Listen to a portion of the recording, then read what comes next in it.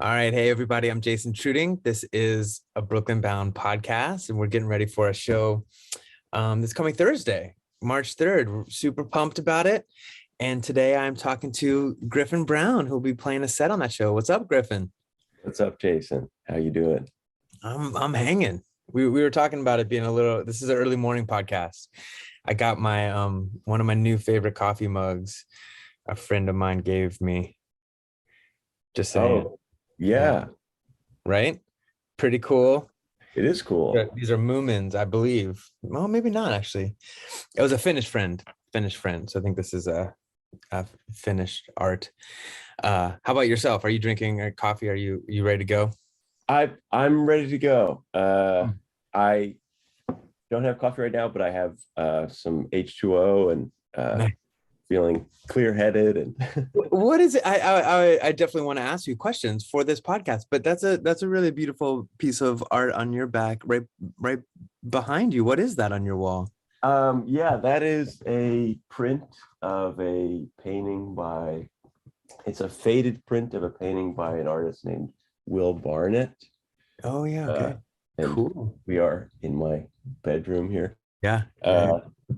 Uh, this I actually just stumbled on Craigslist free one Oh, time. no Someone way. was getting ready to throw this away, and they didn't want to throw it away. And I said, "Oh, I'll come pick it up." Uh, Nice. and actually, I've come to really enjoy it, and also enjoy the artist's other works and overall style. And actually made a entire kind of like music video short film in which this figures prominently and is kind of like a large thematic device. And I had a friend of mine who actually looks like the figure in the painting, appear in the video. And so Oh, cool. um, I want to check that out. You said please send me that link. I don't think I've seen that. for sure, will do. Hmm. Well, we're not here to talk about visual art, or maybe we are, but we're also here to talk about your sonic world. And we're gonna get to your set on Brooklyn Bound. But I think I know some of these answers, but I don't think I know all of these answers. Like you do many things. You play music, you write music. I think you play you sing, you play drums, you multi-instrumentalist. What's been your trajectory from getting excited about music? When and how did you get excited about music? And then draw us the line from then to now a little bit. Yeah, it's been both a very straight line and a very kind of jagged line, I think. So it's kind of uh, I think been interested in music for as long as I can remember or have control over my memories. Um, Mm. Came from a household that was obsessed with music, and while my immediate nuclear family are not musicians, they are artists, visual and otherwise, um, and have a fantastic sense of music. And I think just kind of like being in that space uh, pushed me in that direction. And some of the first musical experiences I had were actually like singing and playing other things in group settings when I was very, very young. And then started taking classical piano lessons when I was probably, I don't know, 7 or 8. Didn't keep up with them as much as I would have liked to in hindsight. And That feels like that's a universal story right there. Or not a universal. That's an often heard story. Yeah, I hear you. yeah, Where was this, Griffin? Where was this household where music was playing and you started playing piano? this was in Philadelphia. Nice. Okay. Cool. That's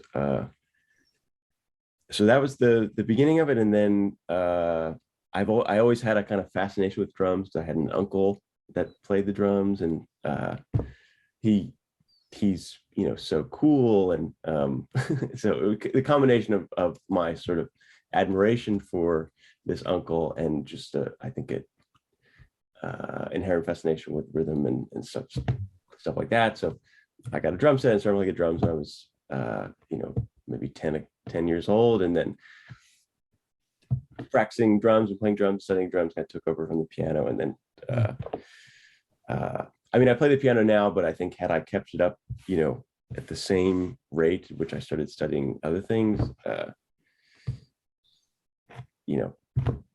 woulda, shoulda, coulda, but I can play piano for my purposes now, and that's yeah. What works. So when did you leave? When did you leave Philly? What was your? So you grew up in Philly. So yeah, I was there, through high school, and spent a lot of that time in my tween and teen and high school years playing a lot in the jazz and rock scenes there, and so that was kind of my most immediate real world musical development, just kind of like being out in the scene there and learning from people older than me and people my same age and stuff. So yes, I was there until I was 18, and then I left for college and went to Yale for undergrad, and haven't lived in Philly since then. So so I went through 4 years of college and then moved to, well, I briefly after college went back for a few months and then moved to New York. Nice. Yeah. Cool. And you've been, I'm trying to remember when we met, when you moved to New York, was that kind of that moment? That's kind of when you moved to New York a few years ago? Yeah, a few years ago. Awesome. I think I think it may have been like a year and change after I moved that I met you and the rest of the guys and everyone else. And so yeah, so it was like fall 2018 that I moved. Nice. Yeah. Man, I have to say, I want to ask you some questions about your your university experience. I guess all of these cities that you're mentioning, Philadelphia, then New Haven, then New York, are cities I know a little bit about, but I keep thinking I need to know more about Philly. I live in Princeton now and moved here from Brooklyn, and most folks in Princeton are connected either to New York or to Philly, and it feels like I've been so connected to New York through. So the more I go down to Philly, the more it's an exciting town. I think a lot's happening, and I've been recording down there a little bit. There's a Studio Minor Street that's really cool, and it's like an exciting space to be around. And I need to pick your brain about Philly because it feels like a pretty exciting town. I mean, it must have been a cool place to grow up in with a lot happening. Yeah, there's a lot happening. It's a really vibrant musical city for sure. And yeah, definitely I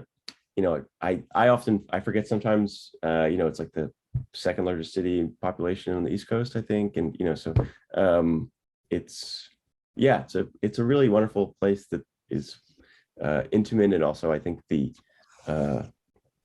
both intimate and big, has the big city feel, and it's also very intimate. And I think musically, the music scenes there are I don't feel there's like a ton of fluff.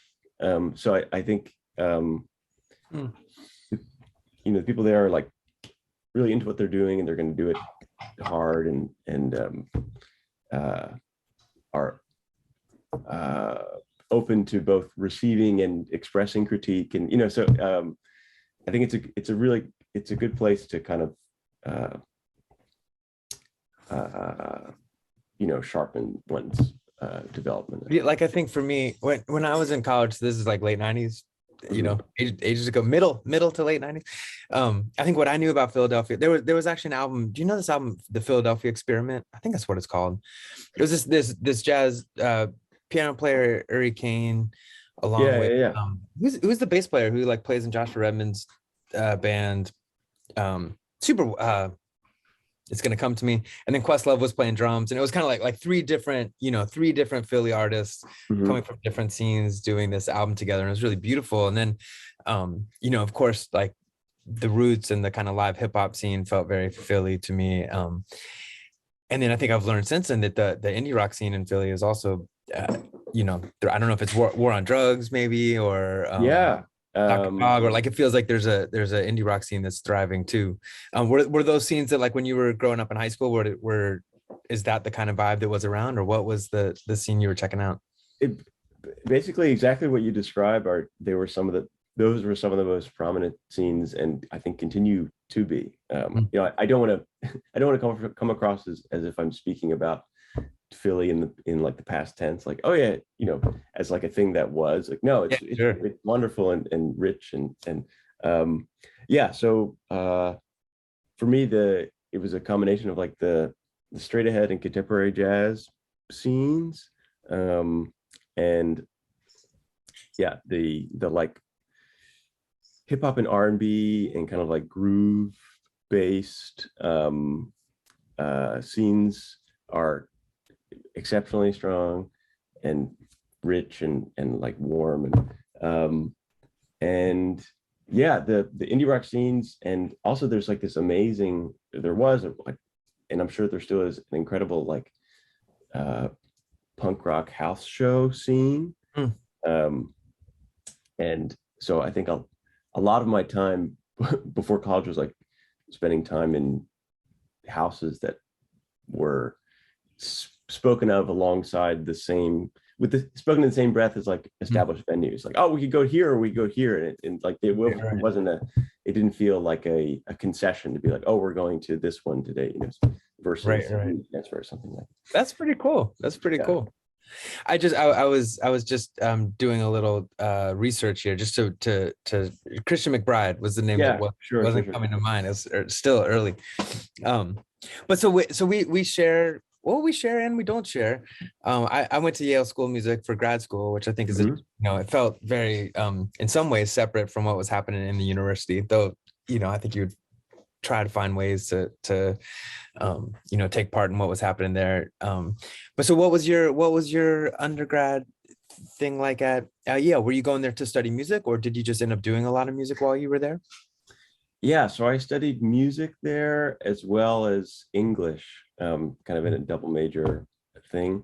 I was able to take a couple classes at the School of Music, some like an orchestration class with Christopher Theophanides and another one that I'm forgetting. But and then there was some interplay between the composition students in the undergraduate department and the composition students in the graduate department, because they have this like shared composition colloquium weekly thing. Cool. They would like meet in the same room and have guest speakers come and speak to all of us. So, but yeah, awesome. I didn't know they do that. That's pretty cool. Yeah, it's a really nice program, and yeah, I think it supports a lot of interconnectedness. Yeah, so I studied music and English there, and within both, I was kind of working on composition, so to speak. So in music, my focus was in composition, and then in English, I was like focusing on poetry writing, and so, and in my earlier life and continuing into now, music and writing, specifically poetry, are kind of parallel, equal pursuits that also intersect. Like on the Brooklyn Bound concert, I'll be singing and those words will be mine, and but then they also exist each equally in their own world too, so I'll write and compile and publish poems specifically to be just text on the page, but also I'll be setting them to music sometimes as well. So very cool. Yeah. Oh wow. Well, so that maybe gets us nicely to your Brooklyn Bound set. I know I've definitely checked out some of the kind of work that you're presenting, and it is, I think what we've talked about is stuff that you're it's kind of in a song world in some ways. You're singing your own words. So what can we expect on the Brooklyn Bound set, and kind of how do you frame this project? What is this project? So this project is this is a more or less solo project. I will be appearing alone on Thursday, but in the kind of composition and recording processes, typically it's mainly myself, but sometimes I do invite collaborators to contribute. So I say solo, but I hesitate to sometimes, definitively say solo because like There's space for other folks in the. absolutely. And I have a couple collaborators that I return to again and again, have known for a long time. So this is a solo project. And specifically, this particular project is like, I sometimes refer to it as my song project, and have been releasing and making music of this since about 2015, I think. And it kind of is a watershed for the different types of music that I make. So there's a lot of like jazz and improvised music influence in there. And then there's also my, concert music composition background and education.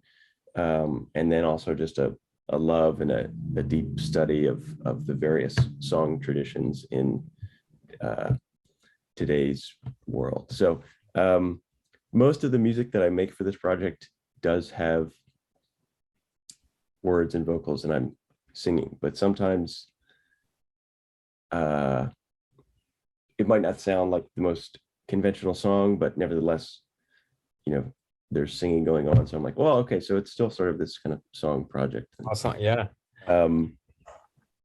But yeah, so on Thursday I'll be I'm still actually kind of like finalizing the set, but I think I will be playing some older music from an album that I released last year, and along with one or two new songs from an album that I'm currently working on. So the older piece is going to feel more like more of a through composed piece with singing. And then some of these newer ones, I've made a concerted effort to kind of like explore what I can do working with like, real song form type stuff. So like I know this in terms of talking about my own music, or when So tries to talk about our music, like it's so hard to start using kind of like genre terms to get closer to what something is, because it feels like those terms in some ways are for other people to put on you in some ways, or right. just help catalog, right? But like if if somebody's never heard this music before, like what are like how would you get us a little closer to like let's I don't know, let's say I wanted to do some listening before I come check out your set, and hear some influences, or like how would you bring us into what that could be? Yeah, absolutely. I would definitely, the last question I responded to with a lot of like jargony stuff. So well, no, I relate to it a lot, because it's kind of like I don't know, like for So we've started to say experimental music, and the reason we've started to say it is because it's about the process, not what it sounds like. But that doesn't help anybody know what we sound like. Yeah. So it is like this kind of roundabout way of talking about it. Yeah. I sympathize with that thought process a lot too. So there's a lot of like indie rock influence, and and just straight up indie rock as well. So I maybe like 2 years ago I realized I had been speaking about my music with kind of like all of the sort of influences that come into it, and then I realized I'm like, well, yes, but then also sometimes I'm like really just kind of working within these established idioms too. So there's both influence, and then sometimes it is like there is an indie rock song, and it's like right. But it's just that you can't always turn your brain off, obviously. So so yes, there's a lot of indie rock music in there. There's a lot of electronic music, both from the kind of like mainstream, that's a terrible term, but like mainstream electronic music of whether that's pop and hip hop and rap music that maybe people think of when they think of hip hop and rap, even though there's like plenty of avant-garde and experimental stuff going on in there. And then also contemporary pop music, and then also along with that kind of like more jazz and improvised music sensibility with regard to a willingness to sort of take an idea and then expand upon it in the moment and things like that.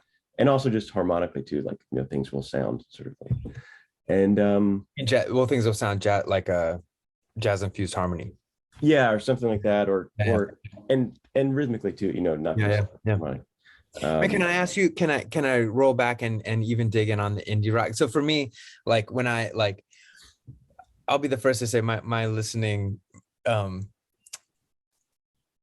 trends right now are probably like, I don't know a lot that's happening right now. Like I'm still right. Like me and a lot of my listening is with my kids. And it's just this like constant goal of like, how can we listen to good music in the car? And they listen to good music. And I feel like that's like my biggest win in life.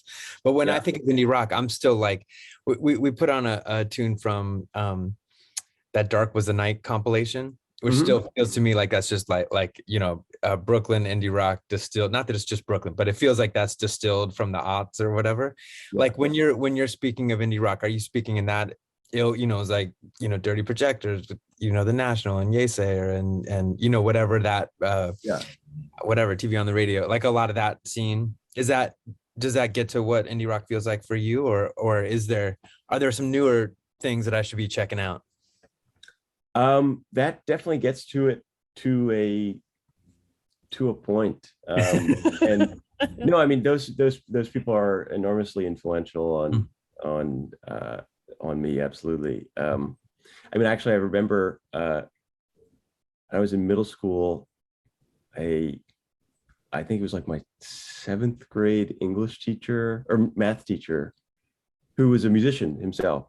And a great musician and great guy. He was like, "Have you heard this record, Bitte Orca?" And he like gave me like a amazing. I think it was a burnt CD like after class, which was a cool teacher. Oh, amazing teacher, amazing. Yeah. Thank you, Justin, wherever you are. So yeah, those people are enormously influential on all the different types of music that I make, and I love that music. And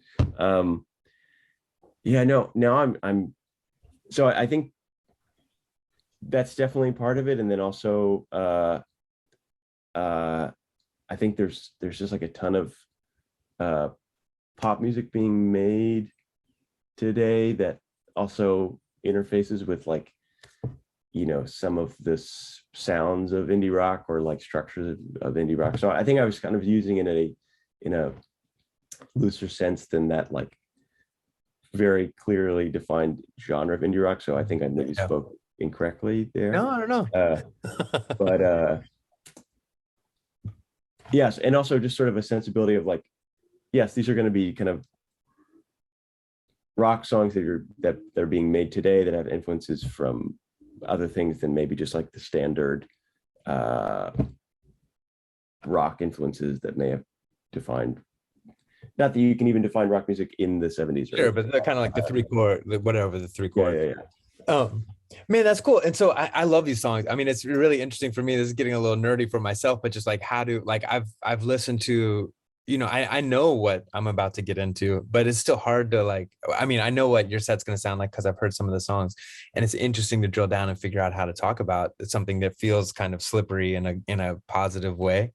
But so even maybe just like instrumentation wise, if some folks are have RSVP'd and they're going to come to the show, or if some folks are going to like watch it, watch the stream, like what's your setup when you perform solo?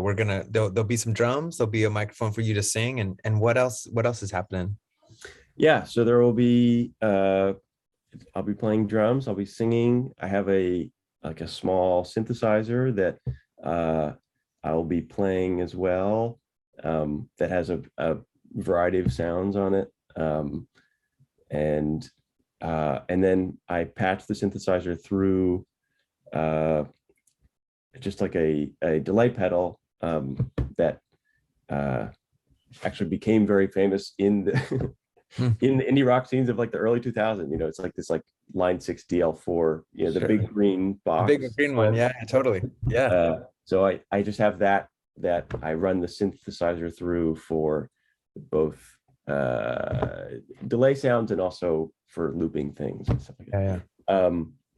So yeah, that's the main component of this live show. I have done this music in the past with a kind of band where the instrumentation varies show to show. And at some point last summer, I decided like, well, I should try to think of a way to be able to do this solo just for both another option and creative and logistical reasons. You know? Yeah, that's awesome.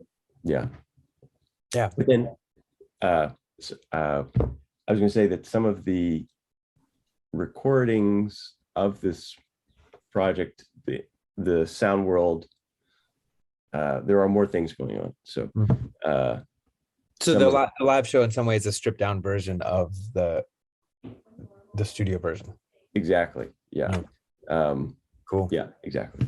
Yeah, very cool. And so I want to move on to a couple other questions, but if folks are listening and want to check out some of these studio versions, where do we hear? Where do we go? Yeah. So all of this project's releases are kind of nicely codified on my Bandcamp, which is just Griffin Brown Bandcamp. And then some of those releases are also on, every streaming site that you can imagine, all the ones. Yeah, all the ones. But the earliest ones from the beginning until now are on my Bandcamp. Okay. Awesome. That's where I think I heard them. Yeah. Very, very cool. Well, so a couple questions I've been asking of everybody these days, and it's funny. I guess this podcast has only been happening for a couple years, so it maybe started in the fall before the pandemic, and then it's been mostly a pandemic conversation. So a little of the conversation has always dipped into just what is the mindset of being an artist in this moment. And I feel like every time I ask a question, there's other things you can pile on the moment, it's like the moment.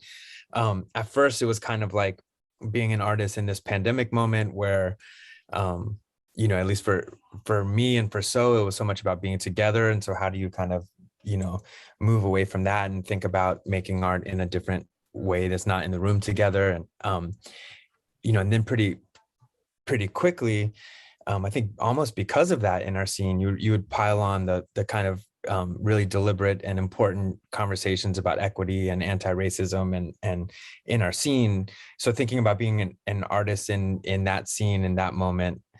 And then I feel like we could just keep listing things, the election and the political discourse or lack of political discourse, or January 6th. And all of a sudden we're talking now, and there's a war that we're learning more about. I mean, just like all, so many things to think about right now, even just as a human, let alone an artist. So for me, I think early on in the pandemic, there was a lot of just kind of reevaluating. We've even had some conversations about this early in the pandemic, I think. So for you, has there been a shift in mindset in the way you make music, or the way you think about yourself as an artist, or has there been a kind of doubling down on some things that have been important to you that you've been able to see through in a different way, or what has the conversation been for you as an artist in this moment, and any sliver of those things that I just poured out on the table for you to think about? Yeah. Only small questions on this podcast. Yeah, right. Just like it's kind of like first question. Tell me how everything about your musical life in, a paragraph or less. And now, being an artist in this moment. Yeah. I think there are so many things to think about that and all of them deserve time. And I think I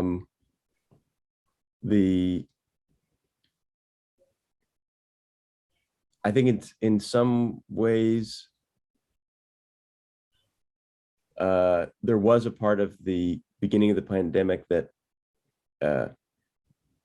sort of forced people to sit with themselves, which I don't think the pandemic is a good thing, and it's an awful thing, and like, but at the same time, the sort of forced application of breaks can be generative in some ways. I think, as everybody else, there were a lot of canceled performances and plans for communal music making that fell through. And like, this is a solo project, but I also, I play a lot of music that involves other people, whether that's in other people's groups of jazz and improvised music, or in other bands, or writing music for ensembles and stuff like that. So yes, there were a lot of things that sort of fell by the wayside with the start of this, obviously. And I don't know if, yeah, well, it's such, I mean, with all of the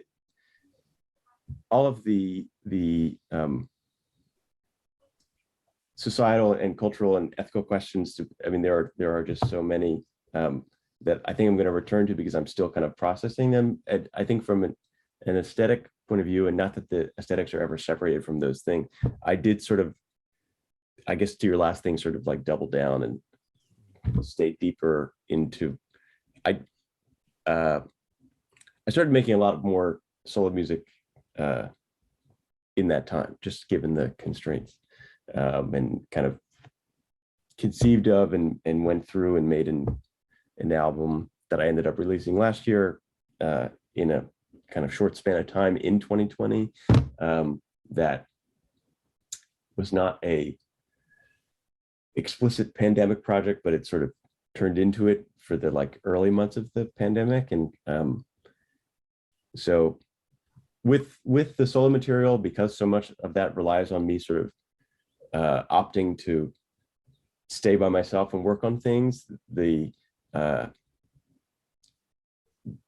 pandemic didn't create an enormous rupture in that creative process for me, just because it was allowed for more of the same to happen with this solo project. But the ruptures that it did create around that, whether that were financial or performative or other things, certainly influenced the stuff I was doing and making and thinking about at that time. And also all of the horrendous events going on that are always going on, but were made quite clear because everyone was able to sort of stay at home and watch them, certainly influenced my own thinking and the questions of like, why do this right now? Should I go volunteer at whatever? Yeah, very hard questions. Yeah. We're kind of meandering here, but no. I think a natural. I understand. Yeah, I mean, what you were just saying, I think, is a question that a lot of artists had, and I definitely did. The like, I'm spending time on this thing, which is hard to define and ephemeral in some way, like hard, not direct. And should I just be volunteering or working in a more direct way? I feel like that's been a thread for me as an artist for a long time, like something to keep coming back to, of like, yeah.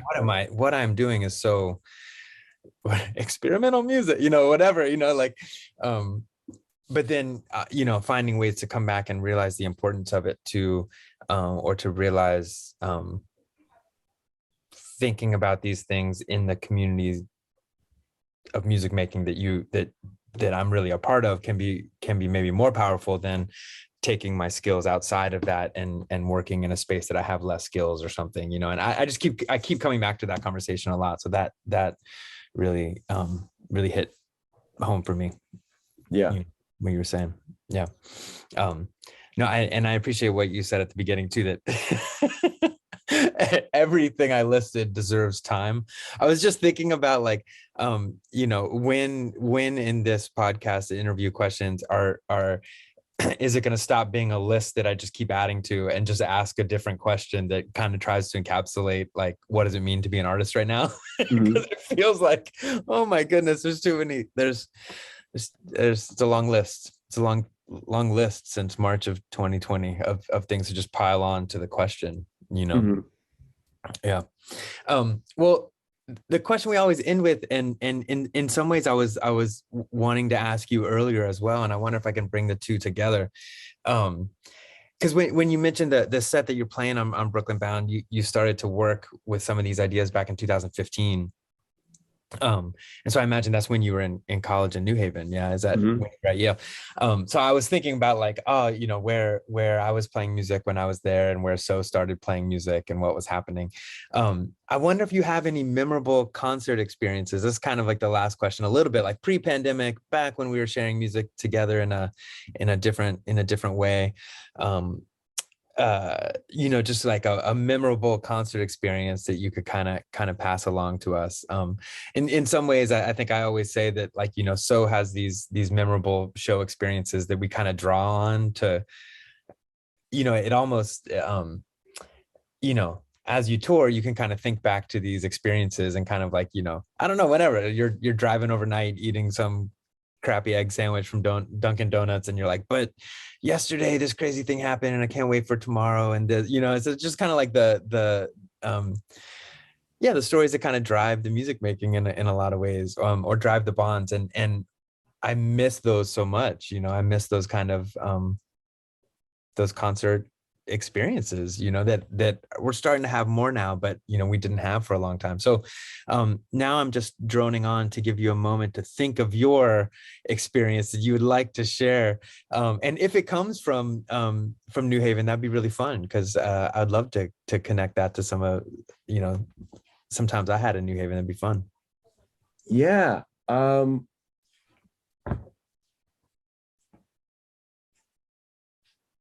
Yeah, I mean, I've had a lot of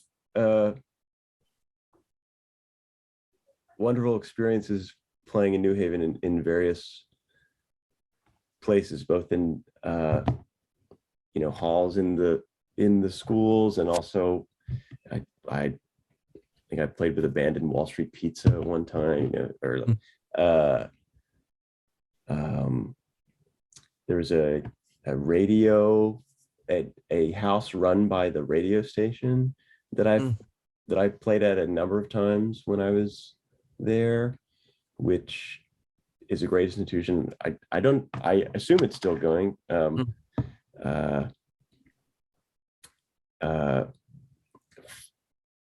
Fun times playing. I'm trying to think of like a super. I don't know if there were. I feel like most of my performances in New Haven thankfully went off pretty well. You know, like logistically, from like times playing in Woolsey to times playing in, you know, a dorm or something like that. Meaning, I think I've said this a lot, where sometimes those stories are the tragic, right. The things that went drastically wrong.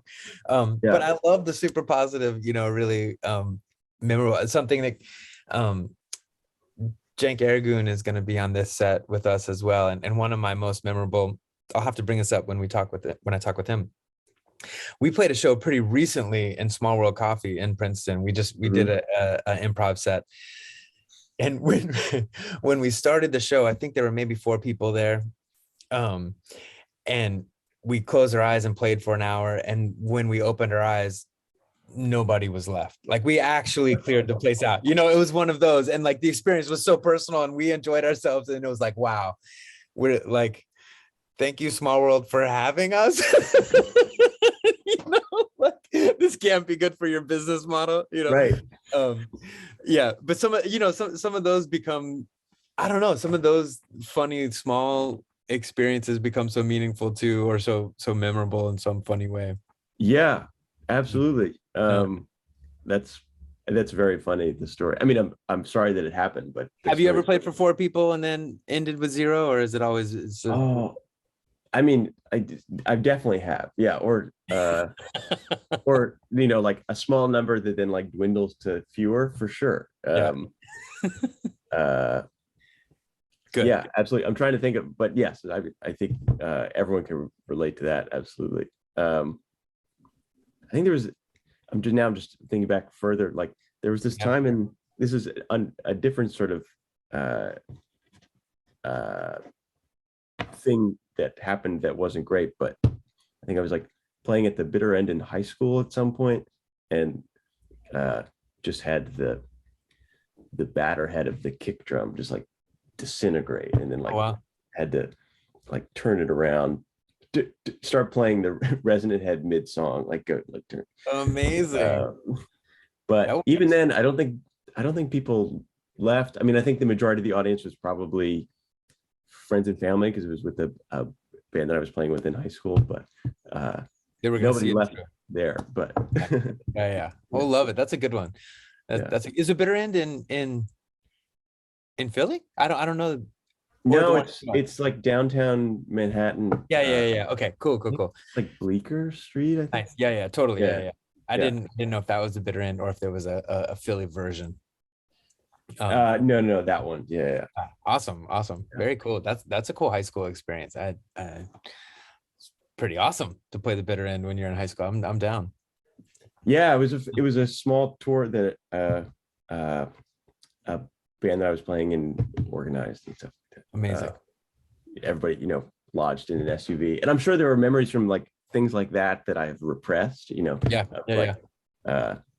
too many Taco Bells in an SUV sort of thing, or like We'll dig those out and we'll compare notes when we see each other on Thursday. I got a Philly story I can share with you as well. I have okay, a memorable, not so many people showing up at the Kyber room. yeah, I forgot a bass drum pedal. There were some things. There were some things to share when I see you on Thursday. yeah. Um, well, come on out. Those of you who are watching, either I know you will be there. We're doing small shows right now for obvious reasons, but we're streaming in a pretty nice way as well. So anyone who can't make it out, be sure to check out the set on our YouTube channel. I think is maybe the easiest way to do it on So's YouTube channel. You can go to sopercussion.com and find out the information under the Brooklyn Bound tab. And Griffin, thanks for talking, and I'm excited to hear your set on Thursday. Thank you for having me, Jason, and I'm very excited to play. So, and thanks for having me on the show too. Absolutely, absolutely. I'll see you then. Okay, All right. sounds good. Bye. See you later.